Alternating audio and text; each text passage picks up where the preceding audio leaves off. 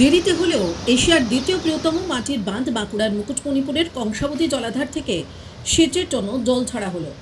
শনিবার সকালে মেন ক্যানেলের মাধ্যমে ৩,০০০ কিউসেক জল ছাড়া হয়েছে বলে কংসাবতীর সেচ দফতর সূত্রে জানা গেছে।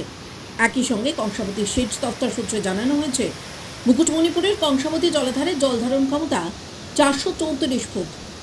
চলতি বছরে সেভাবে বৃষ্টিপাত হয়নি, যার ফলে জলস্তর খুব একটা বাড়েনি।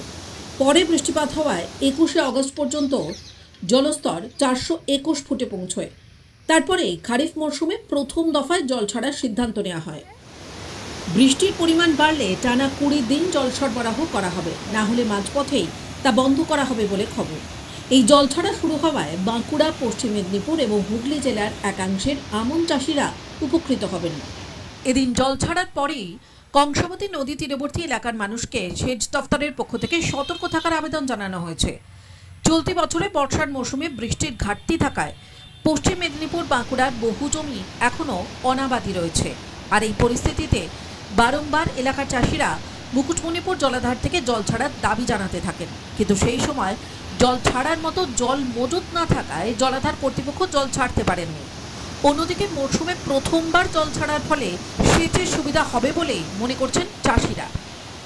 তারা বলেন, বৃষ্টির উপরে নির্ভর করে পুরো জমিতে চাষ করা সম্ভব হয়নি, আর এবার কংসাবতী জলাধারের জল থেকে বাকি জমিতে চাষের কাজ শেষ করা সম্ভব হবে। তবে এই জল ছাড়ার কাজ আরও একটু আগে হলে বেশি ভালো হতো বলে মনে করছেন চাষিরা। হ্যাঁ, শুনেছি কংসাবতী সেচ ক্যানেল থেকে জল ছাড়া হয়েছে চাষের জন্য। তো অনেক লেটে ছাড়িল আর কি। এই জলটা যদি শ্রাবণ মাসে ছাড়া হতো আর কি, খুবই ভালো হতো। কারণ এই মরশুমে যে চাষটা, এটা আমরা শ্রাবণ মাসেই করে থাকি আর কি। যেহেতু আমাদের জ্যৈষ্ঠ মাসে বীজ ফেলা হয় চারার জন্য, সেই বীজ চারা এখন অনেকটা বড় হয়ে গেছে, বয়স হয়ে গেছে চারাটা। তো সেই চারাটা আমরা এখন রোপণ করব এই জলটা পাওয়ার ফলে। হ্যাঁ, জল ছাড়ার জন্যই চাষ শুরু করা হয়। যে শুনলাম যে জল আসছে, তাহলে ওইসব ট্রাক্টর ফাক্টর নাঙল টাগল দিয়ে চাষ করা হচ্ছে। কি করবেন, চাষির তো ব্যাপার, চাষ না করলেও চলবে না। কারণ চারা কাঠিগুলো সব মোটা হয়ে গেছে এবং তাতে সেইভাবে আর ফলন আসবে না, লেট হয়ে গেল। জলটা কি আগে ছাড়লে ভালো? হ্যাঁ, জলটা আগে ছাড়লে অনেক সেভ হতো, অনেক সুবিধা হতো।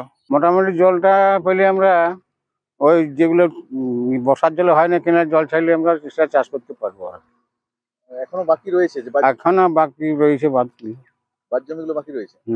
তাহলে এই জলটা পেলে সুবিধা হবে। জলটা পেলে সুবিধা হবে। কেনেলে জল ছাড়লে কিছু জায়গা আছে বাকি আছে, সেগুলো লাগানো যাবে। আর দ্বিতীয় কথা হচ্ছে যে আমাদের যেগুলো লাগানো হয়েছে সেগুলো বাঁচিয়ে থাকবে। এখনো বাকি রয়েছে? হ্যাঁ, জমি বাকি আছে এখনো। জল পেলে চাষ দেবেন? হ্যাঁ, জল পেলে চাষিরা চাষ করার জন্য রেডি হয়ে আছে। টাইমস নাও খবর।